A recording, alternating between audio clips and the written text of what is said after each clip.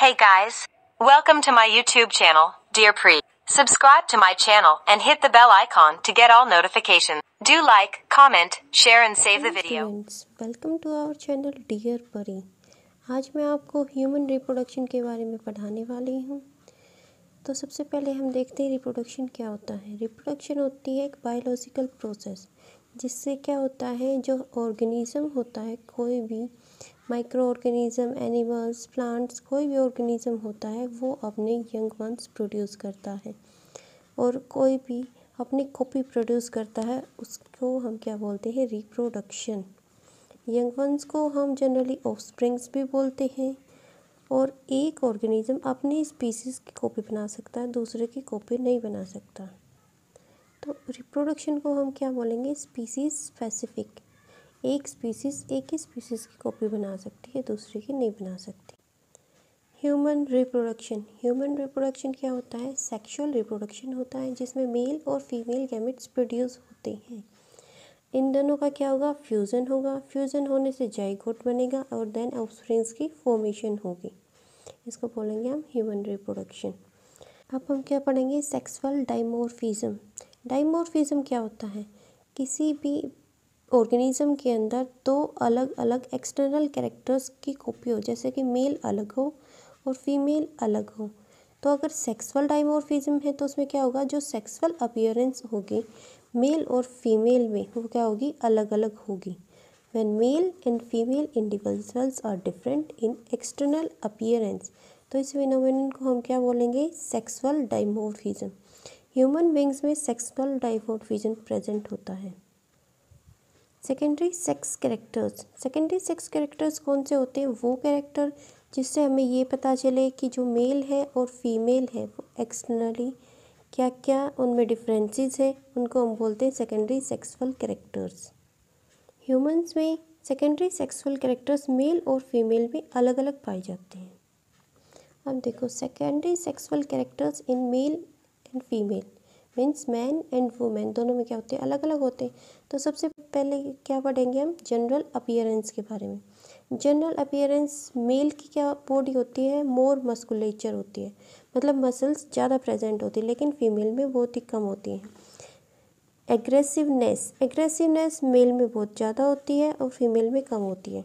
अब क्या है, हेयर ग्रोथ, फेशियल हेयर्स होते हैं जो फेस पे प्रेजेंट होते हैं, वो मेल में प्रेजेंट होते हैं, जैसे कि बियर्ड, माउस्टेच। चेस्ट पे भी मेल में प्रेजेंट होंगे, फीमेल में एब्सेंट होंगे। प्यूबिक हेयर्स होते हैं, वो मेल और फीमेल दोनों में प्रेजेंट होते हैं। मेमरी ग्लैंड जो मेल में होते हैं वो लेस डेवलप्ड होते हैं या फिर नॉन फंक्शनल होते हैं, उनका कोई काम नहीं होता, लेकिन फीमेल में वेल डेवलप्ड होते हैं और फंक्शनल भी होते हैं। स्किन में क्या होगी, जो मेल की स्किन होगी वो ज़्यादा हेयरी होंगी, उसमें ज़्यादा हेयर्स प्रेजेंट होंगे, उनकी ग्रोथ भी ज़्यादा होगी। फीमेल में लेस हेयरी स्किन होती। शोल्डर, मेल के शोल्डर्स ब्रॉड होते हैं एंड फीमेल की ब्रॉड नहीं होती। पेल्विस होगी, वो मेल की ब्रॉड नहीं होगी, लेकिन फीमेल की पेल्विस होती ब्रॉड होती है। फीमेल की पेल्विस ब्रॉड क्यों होती है, क्योंकि बेबी बर्थ के टाइम पे उसकी ग्रोथ ज़्यादा हो जाती है, इसीलिए वो ब्रॉड होती है। लैरिंग्स होता है, वो मेल में मोर एपरेंट होता है, बाहर से इजीली विजिबल होता है, लेकिन फीमेल का जो लैरिंग्स है वो नॉन विजिबल होता है, नॉन एपरेंट होता है। पिच होती है, वो मेल की वॉइस में पिच कम होती है, लेकिन फीमेल की वॉइस में पिच ज़्यादा होती है। डेवलपमेंटल पीरियड्स कौन से होंगे, जिस पीरियड में हमारी ग्रोथ होगी उसको हम क्या बोलेंगे, डेवलपमेंटल पीरियड्स। जिसमें फर्स्ट वन क्या होगा, एम्ब्रियोनिक पीरियड मीन्स जो मदर के वोम के अंदर होता है, and second one post embryonic period, जो जन्म देने के बाद होता है। एम्ब्रियोनिक पीरियड को सेकेंड नाम हम क्या लेते हैं, prenatal period, and post embryonic period को क्या बोलते हैं, पोस्ट नेटल पीरियड।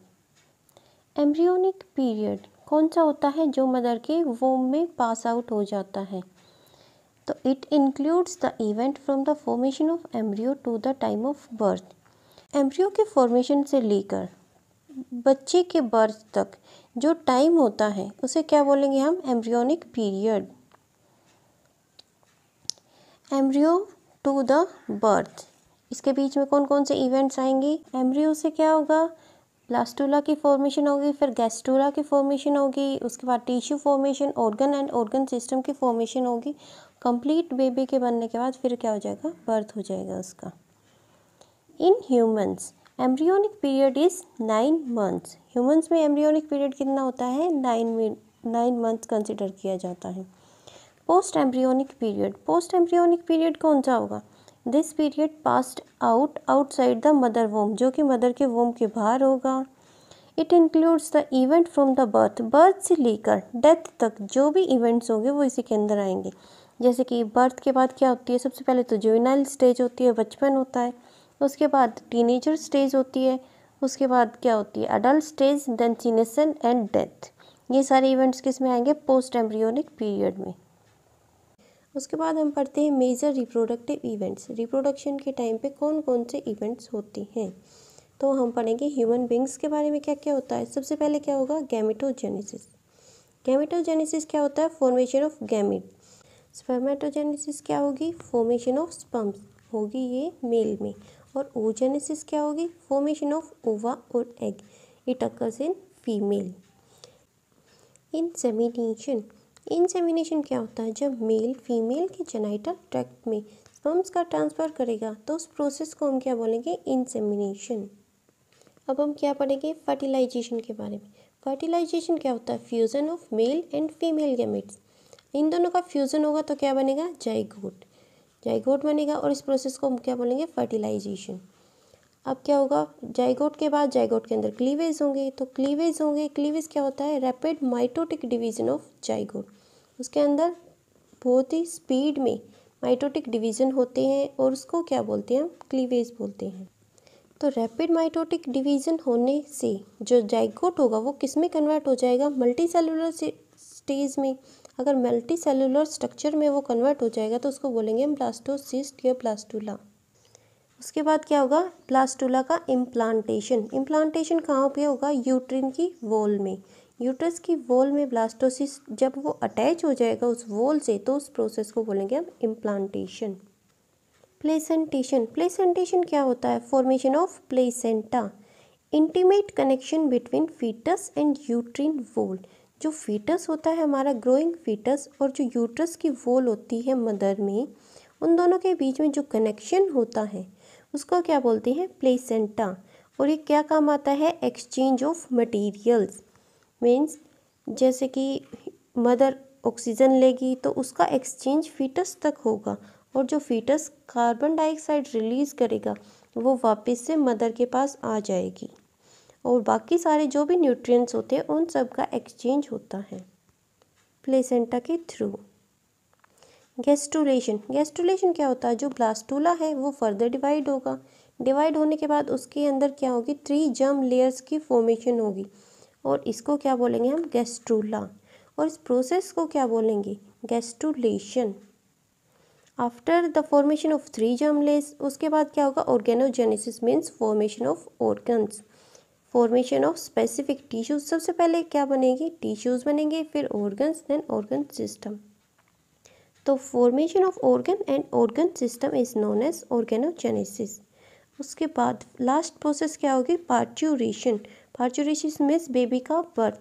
तो expelling of baby from the mother's womb, जब वो मदर के मोम से बाहर निकलेगा तो उसको क्या बोलेंगे हम? Parturition. It is also known as child birth.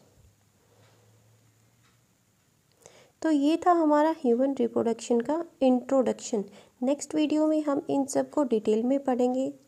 Thank you students.